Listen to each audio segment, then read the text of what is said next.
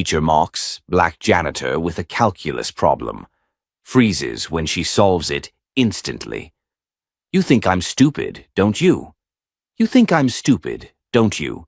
The words dropped like a pin in the dead silent teacher's lounge. Every eye in the room turned.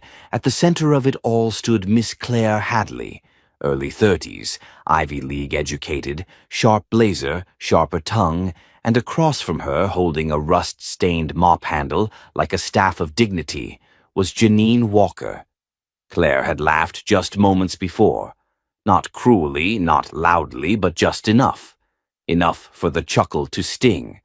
It's not personal, Claire had said, waving toward the whiteboard where she'd scribbled a calculus problem during her prep break. It's just, this stuff isn't exactly mop and bucket material. And yet there Janine stood, mid-shift, rubber gloves tucked into her apron, floor wax drying on her shoes, her dark brown eyes locked onto the chalkboard. Her voice didn't shake. Her stare didn't flinch. Her pride, however, was on fire. You think because I clean this place I can't solve that? Claire tilted her head, half amused. You recognize limits and integrals, Miss Walker. Do you recognize assumptions and condescension, Miss Hadley? The silence deepened. Someone coughed. The air conditioner hummed, oddly louder than usual. A few teachers pretended to focus on their tuna sandwiches. Others stayed frozen mid-bite. Then came the real twist.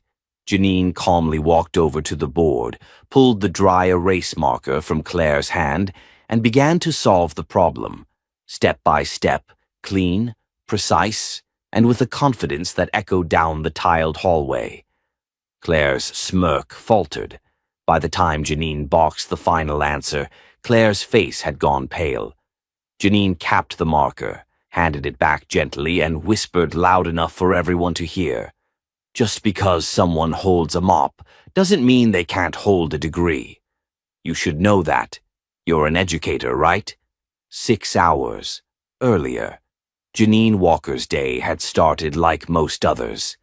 5:30 a.m. alarm, black coffee in a thermos, and the soft hum of gospel music playing on the kitchen radio. Her small apartment in the South Side was modest, but spotless, with laminated photos of her daughter Kyra on every wall. Kyra was 13, sharp as a tack, and already tutoring freshmen in algebra.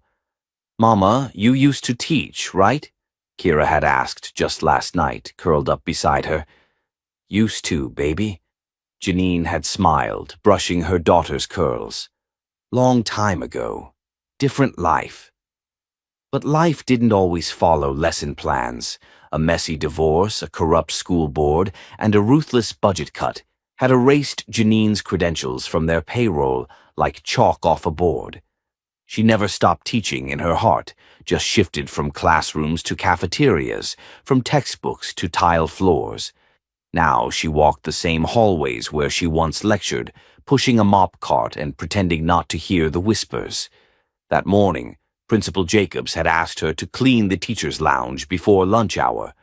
Quick pass, Janine. We've got district reps visiting. Make it sparkle. She did. Sparkle was her specialty. But when Claire Hadley walked in mid-clean, latte in hand and passive smile on her lips, Janine already knew where this was going. Claire had always rubbed her wrong. Young, polished, self-satisfied, the kind of woman who used you people unironically. She walked in, glanced at Janine, and said, "Hope I'm not in your way." Janine gave her a nod. "Not at all, ma'am." Claire rolled her eyes slightly at the ma'am, then pulled out a fresh whiteboard marker and scrawled a problem across the board. Pure showmanship. Limits at infinity. Let's see if the kids can even attempt it tomorrow. She chuckled to herself, sipping her drink. Then, without turning, "What do you think, Janine? Recognize any of that?" Janine had paused mid-sweep. The insult was so casual it almost slipped by. Almost. "Yes," she replied, walking over. "And I think you made a mistake on the second line." Claire blinked. "Excuse me?" Janine pointed. "Here. You skipped a step, simplifying the numerator. It'll give you the wrong limit as x approaches infinity. Claire stared at her like she'd grown a second head. Wait, you understand this? You ever hear of Spelman College? Class of 98, math major, minor in secondary ed. Janine smiled, but it didn't reach her eyes. Before they decided janitors were cheaper than teachers. Claire didn't say a word, but her cheeks flushed. Janine wasn't done. I clean these rooms, Miss Hadley, not because I have to, but because I had to choose between feeding my kid and defending myself in a court that didn't care. But don't confuse humility with ignorance. Back in the present, Claire stood frozen. Janine's solution still glared from the whiteboard, mocking every assumption that had hung heavy in the lounge like dust on forgotten bookshelves. Someone clapped. It was Mr. Bennett, the AP history teacher, slow and deliberate. Then came another and another. Claire turned red. Janine picked up her mop again. I'll finish wiping down the sink. Claire cleared her throat. You used to teach. Janine gave her a long look. Used to. Then she smiled, warm and sad. Funny how life teaches harder lessons than school ever could. And with that, she walked out, leaving a stunned Claire, a room full of humbled educators, and a problem on the board that now felt far more than mathematical. It had been 3 days since the whiteboard incident, and the story had already spread like wildfire. Students whispered about it in the hallways. Teachers awkwardly smiled at Janine in the break room, no longer pretending she was invisible. Even Coach Reynolds, who rarely acknowledged anyone not holding a whistle, had clapped her on the shoulder and said, "Heard you turn the lounge into a lecture hall. Damn proud of you." Janine didn't care for the attention. Truth be told, it made her uneasy. She hadn't planned to outshine anyone. But when you've spent years being overlooked, sometimes your light bursts out whether you want it to or not. By Friday morning, things got messier. As Janine pushed her cart past room 112, she overheard Claire Hadley speaking with Principal Jacobs. The door was cracked open just enough. "I don't care what people are saying," Claire hissed. "It was humiliating. In front of half the staff. She made me look stupid." "She didn't make you look that way," Jacobs said coolly. "She solved a problem. One you wrote." Claire's voice dropped an octave. "And what if she starts thinking she can do more than mop floors? You really want a janitor playing genius around here? You know the board's already breathing down our necks about professional boundaries." Jacobs sighed. "Claire, let it go." But Janine had heard enough. She stepped back from the door and kept walking, but her grip on the mop tightened. That afternoon, during her break, she called her sister Patrice. "You remember Claire Hadley?" Janine asked, sitting in her car, engine off, windows cracked to let in some breeze. "Oh, Lord," Patrice replied. "Miss Pinot Grigio personality. Don't tell me she's still pretending her students like her." "She's worse now. Got her feelings hurt the other day, and now she's trying to spin it like I'm overstepping." "Overstepping what?" "Intelligence?" Janine chuckled, but it didn't last. "I think she's gonna try something." Patrice paused. "You worried?" "I'm not scared," Janine said, "but I've seen how this works. They don't come at you directly. They cut off your hours, mess with your schedule, question your conduct. Next thing you know, you're labeled disruptive. Girl, you're not a janitor with a mop. You're a lioness with a memory. If she tries you, remind her of that." The next morning, a pink slip was waiting on Janine's locker. "Suspension pending investigation." The note was cold, formal, accused her of unauthorized use of school property and inappropriate conduct with staff. Janine stared at the paper. Her hands didn't shake, but her eyes burned. She folded it neatly, placed it in her back pocket, and went straight to the front office. "I need to speak with Mr. Jacobs," she told the secretary. "He's in a meeting," the woman replied, not even looking up. "I'll wait." 15 minutes passed, then 20. Janine stood, arms crossed, watching students pass through the office, watching secretaries whisper behind plexiglass dividers. When Jacobs finally emerged, he looked startled to see her. "Janine," he said, I didn't expect a pink slip," she interrupted. "But here we are." He gestured toward his office. "Let's talk." Inside, Janine stood while he sat, as if that small difference might sway authority. "I'm not going to beat around the bush," she began. "We both know what this is. Claire Hadley didn't like being embarrassed, so now I'm the problem." Jacobs exhaled. "It's not that simple. You're not on staff as an educator. There are protocols, liability issues. I didn't teach a class. I solved a math problem." It undermined her authority. "No," Janine said firmly. "Her pride did that. Not me." They stared at each other for a moment. Then Jacobs looked away. "You've always done good work here," he said. "This isn't personal, Janine." "That's what people always say before they come for your livelihood." Janine left without another word. She didn't go home. She went to the library downtown, pulled out her old file from the back of her bag, and opened a browser. She'd kept everything: her certifications, her degree, her commendations from the Board of Education, back when her classroom had 4 walls instead of broom closets. She stared at them now, feeling something stir in her gut. Anger, yes, but also something older, something braver. They thought pushing her down would keep her quiet. They forgot who she used to be. And worse, they underestimated who she still was. By the time she stepped out of the library an hour later, she had already filled out a reapplication form for the district's substitute teaching pool and drafted a letter to the school board titled, "When Professionalism Becomes Prejudice." Claire Hadley had started something.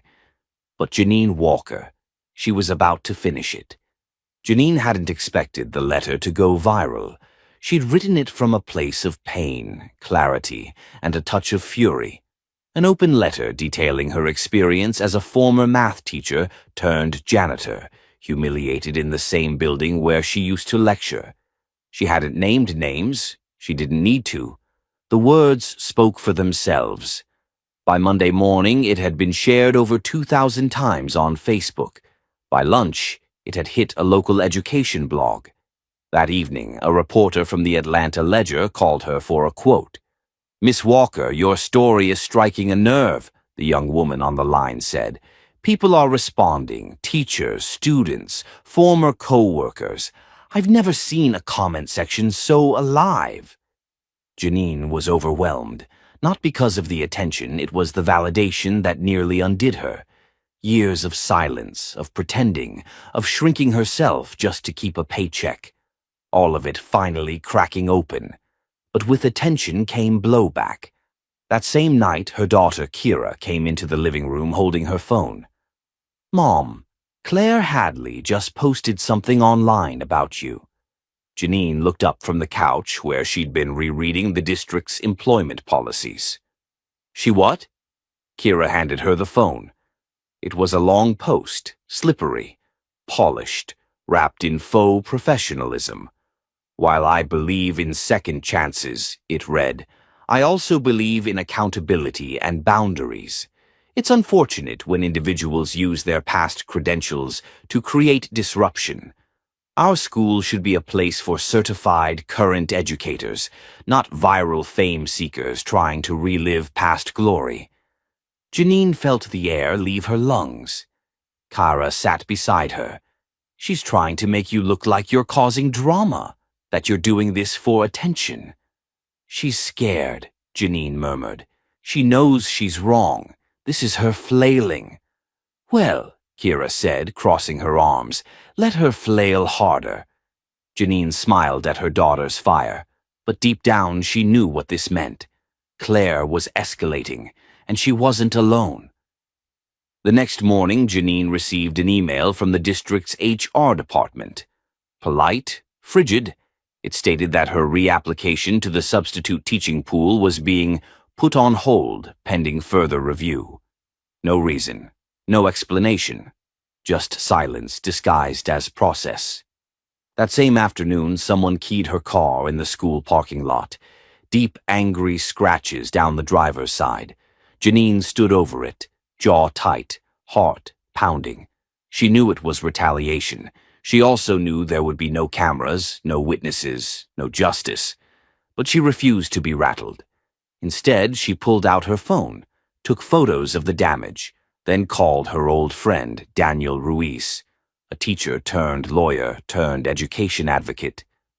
"Daniel," she said as soon as he answered, "they're trying to erase me." "Then we make you impossible to ignore," he replied. They met at a diner that night. Janine came armed with documents, copies of her license, her old evaluations, letters from former principals who still remembered her fondly.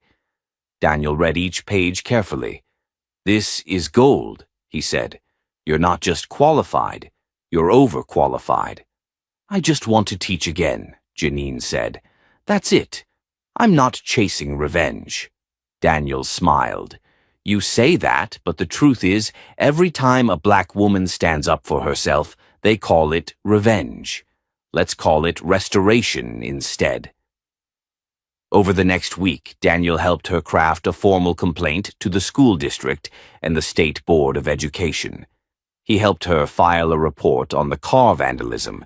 He even reached out to the Ledger for a follow-up story. And then something unexpected happened. A former student reached out. His name was Marcus Ellis, now a junior professor at Georgia Tech. He sent her an email titled, "You Changed My Life." "Miss Walker," he wrote, "you probably don't remember me, but you taught me algebra in 7th grade at Kennedy Middle.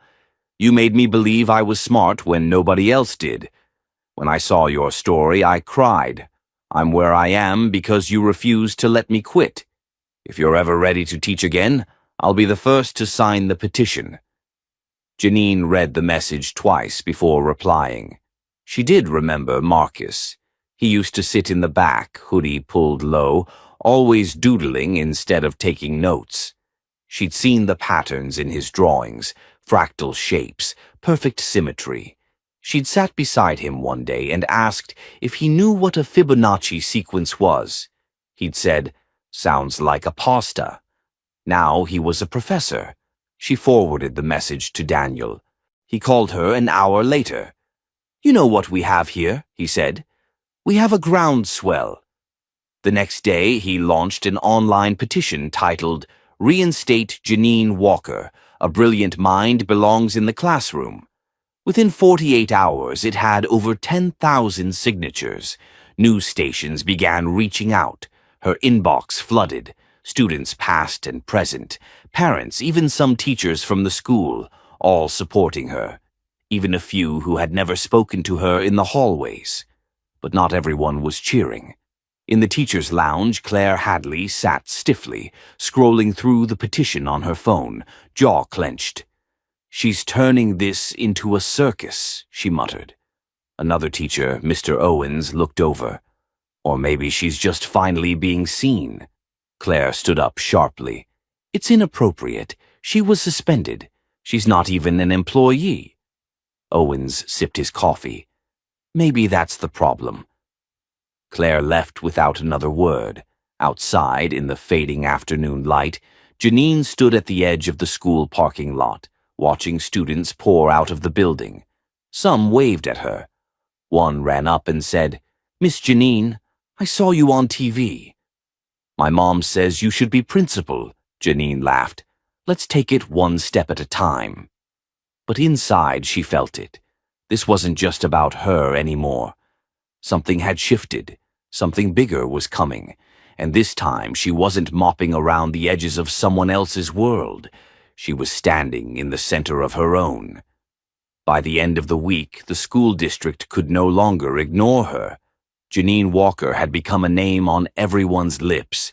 News anchors, PTA meetings, online forums, and even in whispered conversations in school hallways.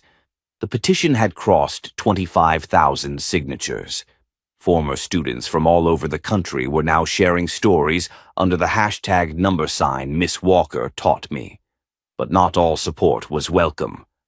On Monday morning, Janine received an anonymous envelope at her doorstep. Inside were printed screenshots of her daughter, Kira's private social media posts, photos of Kira at a sleepover, a caption about skipping gym class, a harmless video of her singing into a hairbrush. Someone had taken the time to print them, highlight them, and add a handwritten note across the top. If you want to be a role model, start at home. Janine stared at the papers, her hands going cold.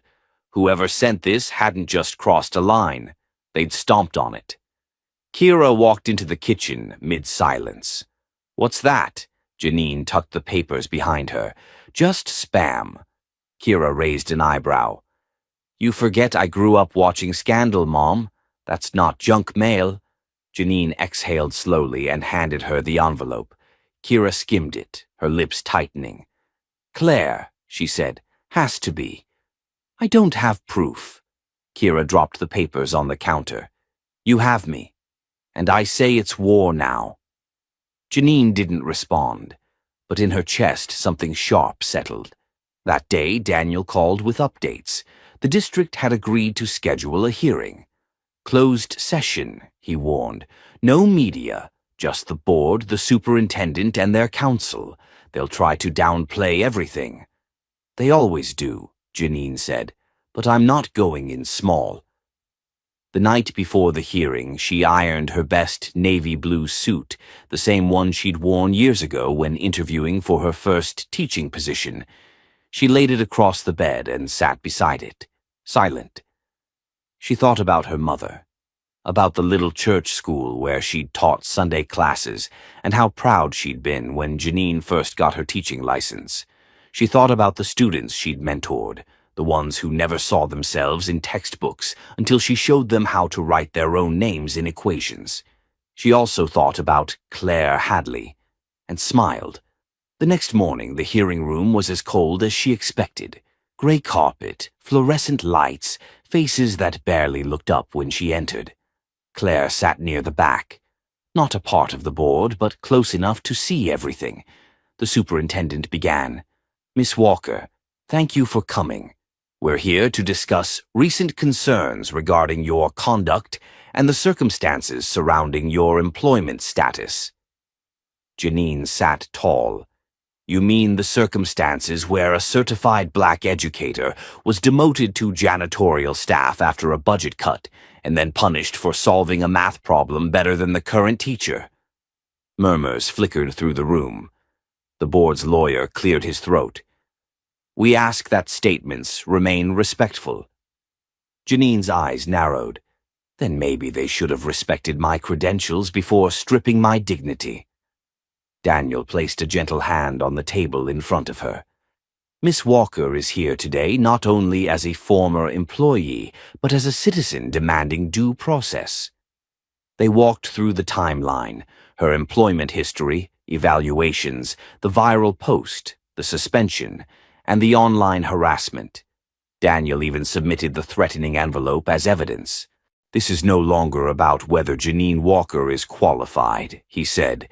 "This is about whether the district can stomach the embarrassment of treating a decorated educator like disposable labor."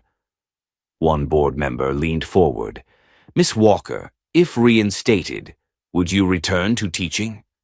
Janine paused. The question struck her. "I never left," she said. "Even with a mop in my hand, I taught, in the way I spoke to students, in how I helped them see themselves. The title didn't matter.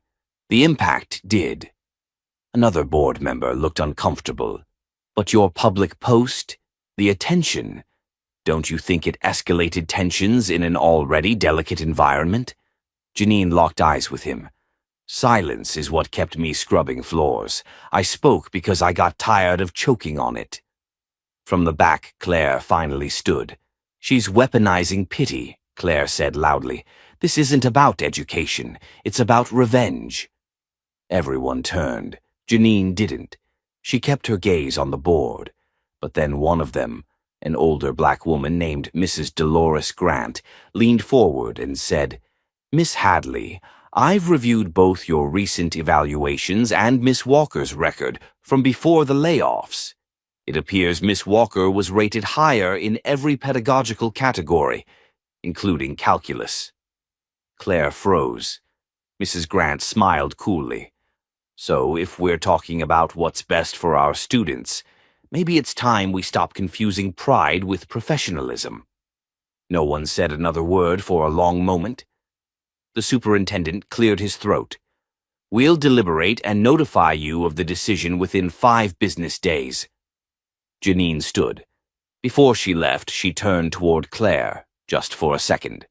"You don't have to like me," she said, "but you'll learn to respect what I built with chalk and sweat." Outside the building, the sun broke through clouds that had hung low all morning. Janine took a deep breath. For the first time in years, it didn't taste like bleach or dust. It tasted like something new. The district's decision came on a Thursday afternoon. Janine had just finished folding laundry when the email arrived. Her fingers hovered over the mouse, hesitant.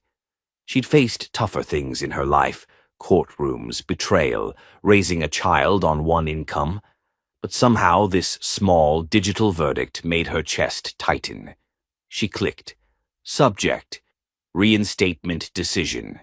Dear Ms. Walker, following a full review of your record, public conduct, and the events leading to your suspension, the board has voted in favor of your full reinstatement to the substitute teaching pool, effective immediately. Additionally, due to an internal vacancy, we are offering you the opportunity to return as a full-time mathematics teacher at Oak Ridge Middle School. Please confirm your acceptance." Janine dropped back in her chair, silent. Kira peeked into the room. "You okay?" Janine just nodded, tears brimming but refusing to fall. "You got it?" "I got it." Then Kira grinned. "Damn right, you did." Janine laughed through the emotion. "Watch your mouth, professor in training." But beneath the joy, another feeling simmered. Not revenge. Not even satisfaction. Purpose. She replied to the email and accepted the teaching position with calm resolve. It wasn't about proving anyone wrong anymore. It was about standing tall in a space she'd earned long before it was taken. The very next week, she returned to Oak Ridge, not as a janitor with gloves in her pocket, but as a teacher with authority in her voice. The students buzzed with excitement when they saw her name on the door. Some whispered in awe, others openly cheered. Claire Hadley, however, didn't speak at all. She'd retreated into a quiet corner of the faculty lounge, acting like none of it mattered, but her eyes betrayed her every time Janine walked past. Claire wasn't used to losing, and definitely not like this. What she didn't expect, though, was that Janine wouldn't gloat. Janine didn't rub it in, didn't parade. She taught. She showed up early, stayed late, and delivered the kind of lessons that made kids fall in love with numbers again. Her classroom had energy, warmth, rigor, and students who actually wanted to learn. But the twist came 3 weeks later. It was a Friday morning, and Janine had just finished a lecture on real-world applications of derivatives when Principal Jacobs knocked on her door. "Got a minute?" "Of course," she said, stepping into the hallway. "There's a situation," he began. "Claire Hadley submitted a formal complaint against you." Janine sighed. "Let me guess, breathing too confidently." Jacobs didn't smile. "She claims you created a hostile work environment." Janine blinked. "I haven't spoken a single word to her outside of staff meetings." "I know," Jacobs said, "but she submitted an audio clip." He handed her a phone. Janine listened. It was a snippet of her class, her voice confident and commanding, saying, "Just because someone wears a tie doesn't mean they know what they're doing. Always check the math yourself." Jacobs gave her a long look. "She's claiming that was directed at her." Janine laughed once, then caught herself. I was talking about a real estate loan gone wrong. A student brought up his uncle's mortgage rate. That's all. Jacobs nodded. I believe you, but the board is jittery right now. They don't want any more heat. Let me guess, they want me to apologize. They want you to meet with her, to clear the air. Janine crossed her arms. Is that what this is? A peace offering or a warning? Jacobs paused. Maybe a bit of both. That afternoon, Janine agreed to the meeting, not for Claire's sake, but for her own peace of mind. She wouldn't allow Claire to twist the narrative again. They met in a conference room after hours. Claire arrived late, dressed in a pale gray suit and an expression far too composed. I assume you know why we're here, Claire began, arms crossed. Janine nodded. You think I've been targeting you? I haven't, Claire scoffed. You've been parading around this school like a martyr. I've been teaching. Claire leaned forward. You humiliated me, in front of the staff, the students, the internet. And now you expect me to just pretend you're some kind of hero? No, Janine said softly. I don't expect anything from you. Claire hesitated. Her voice dropped. You don't know what it's like. To spend your whole life climbing, only to be overshadowed by someone who... Who what? Janine asked. Looks different. Comes from a different zip code? Had to fight twice as hard just to get a seat at the table? Claire didn't answer. Janine stood, calm and clear. I'm not here to compete with you, Claire. I'm here to teach. The fact that my presence bothers you isn't my responsibility to fix. She walked to the door, then turned back. By the way, the student you failed last semester. Malik? He's passing now. Turns out all he needed was someone to believe he could. Janine left Claire alone in that room, surrounded by walls, silence, and the truth she didn't want to face. And outside, the halls were filled with laughter, pencils scribbling on worksheets, and the faint buzz of something powerful. A woman taking back what was always hers. It happened during second period on a Wednesday, just when things had finally begun to feel normal again. Janine was walking down the hall after her pre-algebra class when she heard shouting coming from the teacher's lounge. It wasn't the usual passive-aggressive murmuring or whispered gossip. This was loud, angry. She pushed open the door just as Claire Hadley slammed a binder onto the table. I'm sick of walking on eggshells in my own workplace, Claire snapped. Ever since she came back, everyone's treating me like the villain. Mr. Owen sat stiffly across from her, arms folded. Maybe because you've been acting like one. Janine froze at the threshold. Neither of them had noticed her yet. Claire's voice rose. I've worked hard to earn my reputation here. I've been loyal. I've given my nights, my weekends. And now what? Janine walks in, gets handed a full-time teaching job, and suddenly she's the school's savior. You tried to bury her, Owen said flatly, but she planted roots. Claire shook her head, breathing hard. You think this is about race? No, Owen said. I think it's about your ego. Claire turned to the door and saw Janine. For a moment, everything went still. Janine didn't flinch. Go ahead, she said, her voice calm. Say what you came to say. Claire stared at her. You don't belong here. Janine stepped into the room. You know what the real difference is between us, Claire? I used to think it was credentials, but no. It's that I never looked down on people who had less than me. You, on the other hand, treat students, staff, even your peers like they owe you something. Claire grabbed her bag, fury in every movement. You're just playing the part now. You've figured out how to be the victim and the hero all at once. No, Janine said, walking past her. I just stopped playing small to make you feel tall. By the next morning, Claire Hadley had filed for an extended leave of absence. The official reason was stress-related burnout. Unofficially, she couldn't take being outshined anymore. Janine didn't celebrate. She didn't gloat. But she did sit quietly in her classroom that afternoon and reflect on how far she'd come. The walls once felt like a cage. Now they felt like hers again. But just as she was packing up, Principal Jacobs walked in, holding a manila folder. "Got a minute?" he asked. Janine nodded. He sat across from her, dropping the folder onto the desk. "State Board is hosting a regional education summit next month," he said, "and they're highlighting innovative educators who've overcome systemic setbacks. Guess whose name just landed on their list?"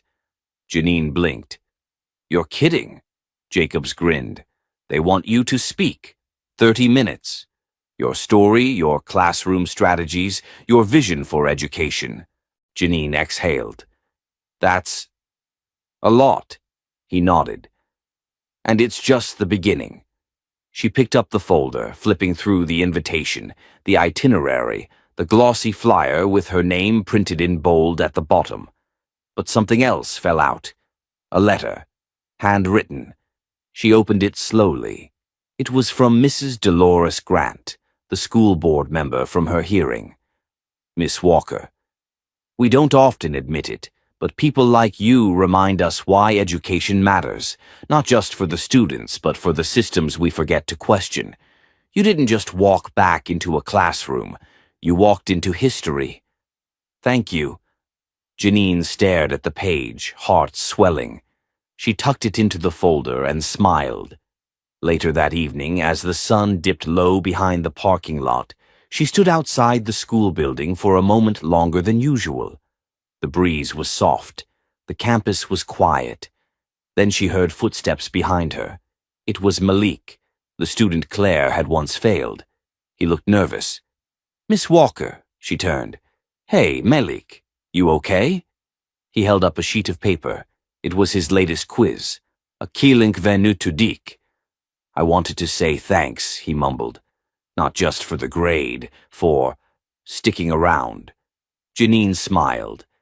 "You did the work. I just reminded you that you could." He nodded. "Still, I used to think some people were just born smart.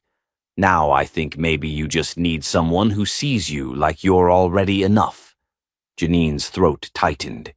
"You are enough," she said. As he walked off, she stood alone, eyes shimmering with something deeper than pride, something like healing. She had come back for a job, but what she was building now was something greater. Not just a classroom, a legacy, and the world was finally starting to notice. The Education Summit was just 10 days away, and Janine was trying her best to stay focused on teaching. But it wasn't easy. She'd received dozens of emails from regional educators, community organizers, even state legislators. Some invited her to speak at other events. A few offered consulting gigs. One even offered to nominate her for a statewide Educator of the Year award. It was surreal. Still, Janine kept her feet grounded. Every morning she showed up to her classroom early, coffee in hand, lesson plans reviewed, desks in perfect rows. It wasn't the spotlight that kept her centered. It was the kids. That Monday, just as the first bell rang, she received an unexpected visitor. Jacobs popped his head into her room, an odd look on his face. "You've got someone here to see you," he said. "I tried to send her to the office, but she insisted." Janine frowned. "Who?" But she didn't need him to answer. Claire Hadley stepped into the room, pale but composed. "Can we talk?" she asked quietly. Janine glanced around the empty room. "I've got 15 minutes before first period." Claire nodded. "That's all I need." They sat across from each other, the desk between them a thin symbolic wall. Claire began, her voice low. "I'm not good at apologizing." Janine folded her arms. "I noticed." Claire looked away for a beat, then back. "You embarrassed me. Publicly. It wasn't intentional, I know that now. But I reacted poorly. I let my pride turn into spite." Janine didn't speak. Claire pressed on. "I was raised to believe achievement was something you had to guard, especially as a woman. Like if someone else shined too bright, your own light would dim. I didn't grow up around people who looked like you, and I definitely didn't grow up having to compete with someone who could teach circles around me with a mop in one hand. Janine's face softened slightly. This wasn't a competition, Claire. I made it one. Silence filled the room again until Claire reached into her bag and pulled out an envelope. "What's that?" Janine asked. Claire slid it across the table. "A letter of recommendation. For you. I sent it to the state board. Nominated you myself." Janine blinked. "Why?" Claire hesitated. "Because you're good. And because I needed to stop making you the enemy to avoid facing my own mediocrity." That landed heavier than either of them expected. Janine took the envelope, holding it without opening. "You still believe in education, Claire?" Claire nodded. "I do, but I forgot who it's for." Janine stood, extending her hand. "Then maybe we can start over." Claire took it. "I'd like that." The bell rang. Students began to file in, chatting and laughing. Claire gave Janine one last nod before slipping out quietly. The rest of the day passed in a strange calm. The air felt lighter. Janine taught with even more warmth, and her students, sensing something unspoken, leaned in just a little closer. But the twist came later that night. Janine was in the kitchen finishing dishes when her phone buzzed. An email. Subject line, "Urgent, Summit Presentation." She dried her hands and opened it. "Dear Ms. Walker, due to unforeseen political pressure from district stakeholders, your speaking slot at the Education Summit has been reassigned. We regret the change, but will still honor your attendance as a special guest." She read it twice, then a third time. Political pressure? It didn't make sense. Unless someone, some group, had decided that her presence was now too inconvenient, too provocative, too loud. She called Daniel. "They pulled you?" he said, already typing. "This smells like a board-level cover-your-ass move." "I haven't done anything wrong." "You told the truth, Janine. That's always what gets people the most nervous." She slumped into a chair. "What should I do?" Daniel's voice was calm but firm. "You show up anyway. You sit in the front row. You wear your name tag. You shake every hand in the room. And when they ask why you're not on stage, you look them in the eye and say, 'You tell me.'" Janine was silent. Then, "What if they just pretend I was never supposed to speak at all?" Daniel chuckled. "Then we make sure half the state remembers exactly what they tried to silence." He paused. "Check your email again." She did. Another message had arrived, this one from Marcus Ellis, the Georgia Tech professor who had once been her 7th grade student. "I just got word about the summit change. I'm on the panel now.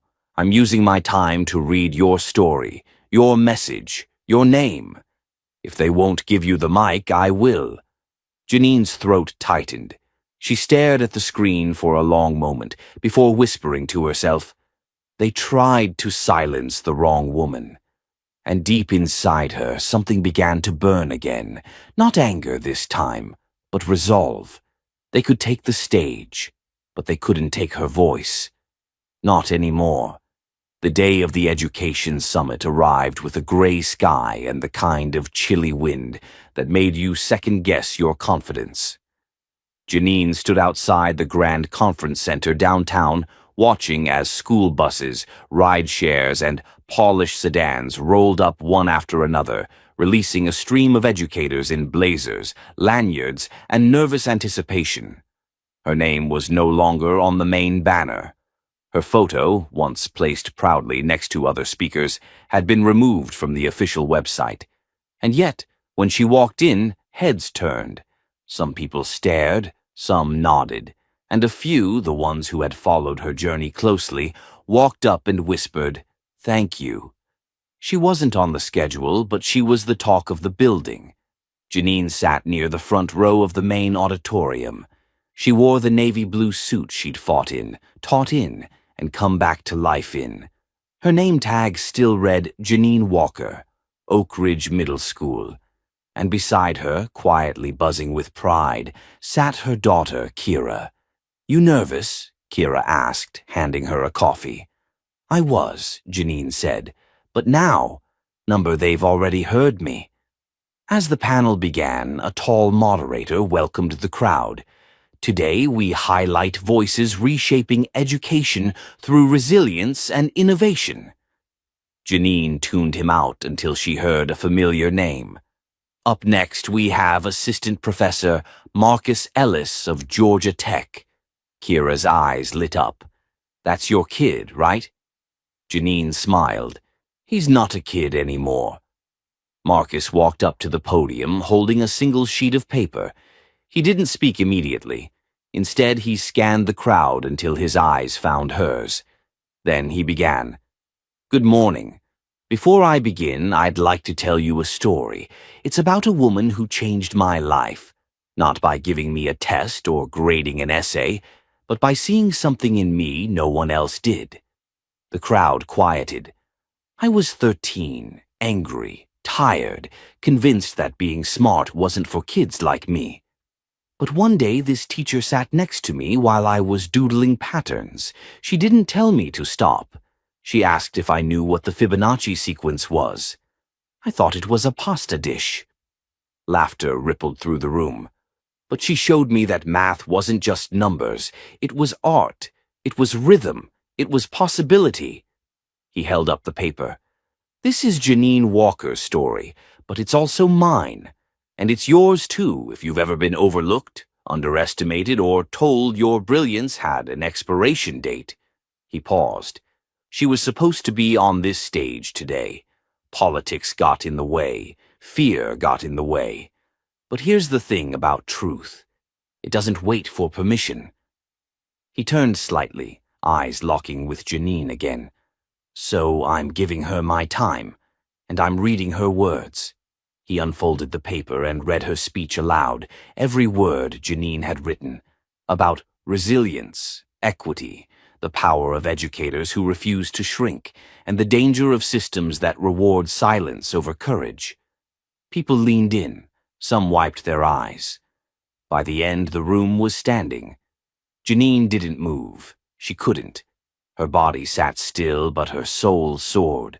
After the panel, dozens of attendees came to her. One handed her a card for a national education nonprofit. Another, a principal from Chicago, asked if she'd consider coming to speak at their school. She was seen, fully. But the twist came as she and Kira made their way to the exit. The moderator jogged over, slightly breathless. "Miss Walker," he said, we just got off a call with the state commissioner. Apparently they were watching the live stream. There's an opening on the State Educator Equity Task Force. They want you to join." Janine blinked. "Me?" "They said, and I quote, 'We need more Janine Walkers at the table.'" She looked down at Kira, who beamed like a sunrise. "Tell them I'll be there," Janine said, "and I won't be quiet." That evening, as they walked back to the car, Kira tugged on her arm. "You know this isn't just about school anymore, right?" Janine nodded. "I know. You're starting something." She looked up at the sky, just starting to clear after the morning's gloom. "No," she said, "we're continuing something." Because this wasn't the end of a fight. It was the beginning of a movement. One that said brilliance can wear work boots, that education doesn't always look like ivory towers, and that sometimes the most powerful voice in the room belongs to the one who used to clean it.